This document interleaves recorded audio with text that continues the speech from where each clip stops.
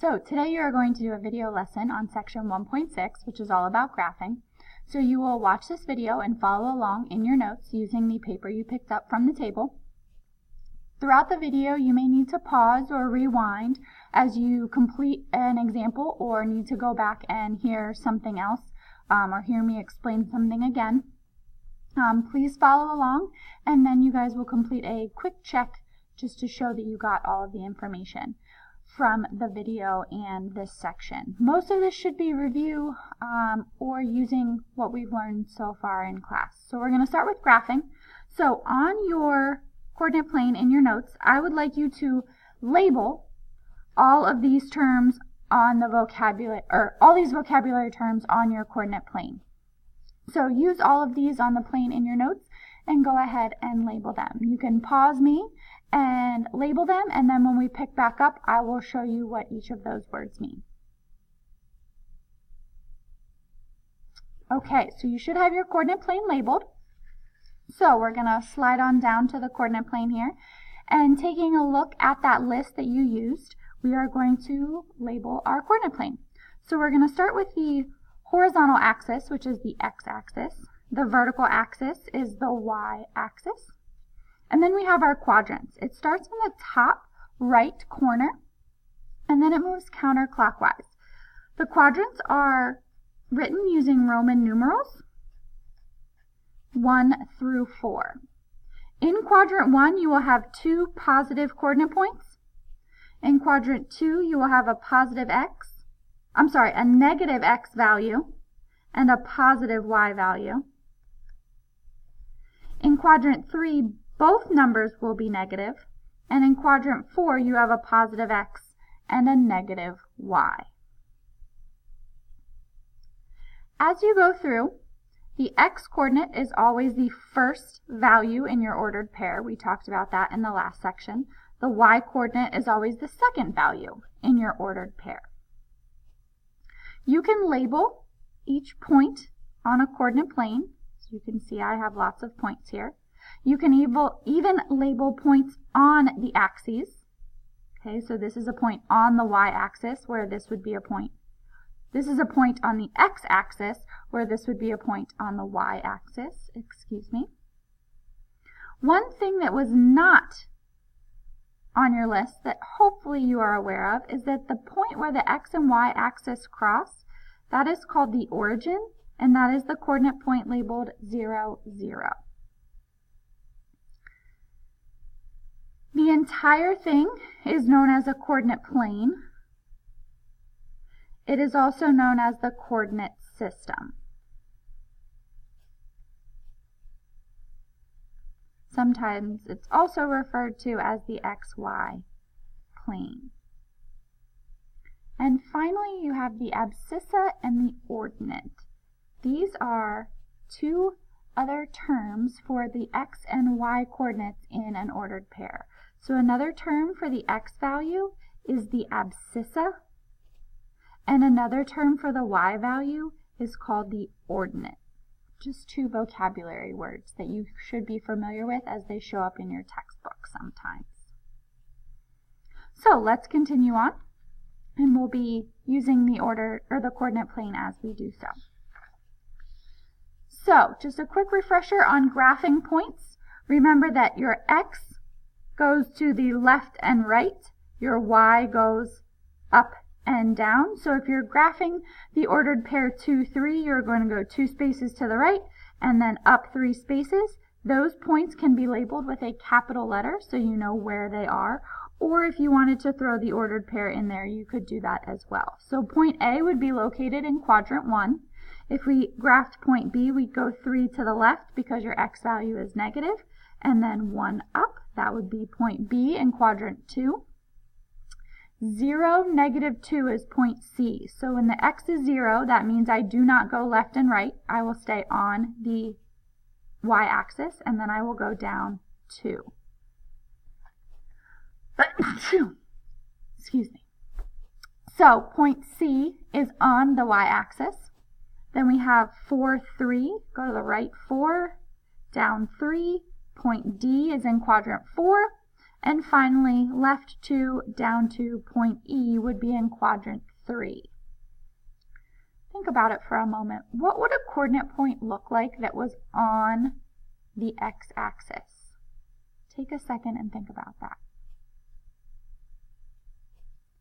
So if it's on the x-axis, that means it does not go up and down at all. So for a point to be on the x-axis, it would have to be some sort of value for x and then 0 for y. So for example, 4, 0, 1, 2, 3, 4 would be the point right there because it goes left and right, but it does not go up and down.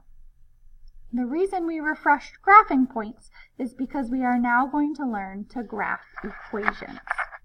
This example is not on your notes sheet. I just want you to watch along with me. The next two examples are on your note sheet, and you can follow along with those in your notes as we go through. For now, I would just like you to watch.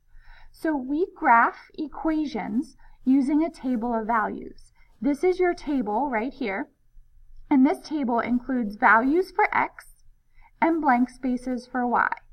So what that means is, given this x value, we're going to substitute that into our equation, solve for the value of y, and then we will create an ordered pair. So for example, if our x value is -2, I'm going to substitute -2 in for x, and then I'm going to simplify and solve for y. So I would have -4 minus 1, so y equals -5. If x is -2 and y is -5, I've just created the coordinate point -2, -5. And I am able to graph that on my coordinate plane. So that is my first point. And I'm going to do the same thing for each of my x values that I've been given. So y equals -1, -2 minus 1, y equals -3. So now I know the point -1, -3 is on my graph. -1, -3. Keep going with 0. Y equals 2 times 0 minus 1. 0 minus 1. 0, -1. And then continue on until I have completed the entire table. I do understand you can do most of these in your head, but it doesn't hurt just to make sure that you have evaluated them correctly. 1, let's see, did I do that correctly? No, I did not. I copied this down wrong. Notice that I've kind of started a pattern, so when I saw 1, -1, that didn't really seem right. So 1, +1 seems to follow the pattern just a little bit better. So hopefully the next one will continue that pattern. So I'm going to start to do a few of these in my head. 2 times 2 is 4, minus 1 is 3. So that's the point 2, 3. That looks good. 2 times 3 is 6, minus 1 is 5. So that's the coordinate point 3, 5. I do ask that when you are graphing equations, you have a minimum of 5 points. You always want to use x equals 0 and then choose 2 positive and 2 negative values for x. Then you solve for y and plot the ordered pairs. In some cases, the table of values will be given to you and they've already told you what x values to use. And in some cases, they will just give you a blank table of values and you just choose the values for x. When you choose, remember these rules. You need at least 5. You always want x to be 0 and then x to be 2 positive and 2 negative numbers. So we're going to continue on with 2 more examples. If you want, you can do the examples and then check, or you can watch as I go through them and complete them in your notes. So the first example. We are going to use this completed table of values to go ahead and plot, and we are using the equation y equals 1/2 x. So another way that this could be written is x divided by 2. So if you see it like that, these two expressions do mean the same thing. So if x is -2, y equals -2 divided by 2 would give me -1. So I have the coordinate point -2, -1. There's 1. And then y equals negative 1/2 divided by 2. Well, that's already simplified for me. So negative 1, negative 1/2. And when y equals 0, 0 divided by 2 is 0.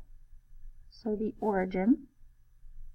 Make sure you definitely show that point because it can be tricky to see sometimes.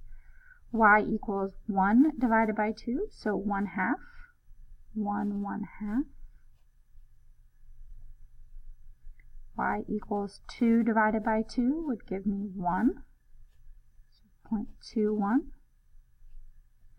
And y equals 3 divided by 2 equals 3/2 or 1.5, whichever you would like to write.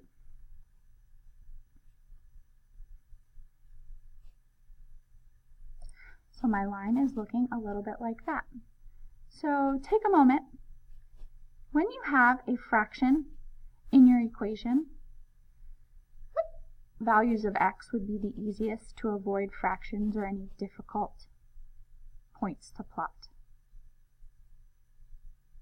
In this case, any even number would be the easiest to plot. If x equals 6, I would have y equals 6 divided by 2, so the point 6,3 would be an easy point to plot because it is right on the grids that are already drawn on my coordinate plane. So keep that in mind if you are able to choose your own values of x. Some values of x are easier than others.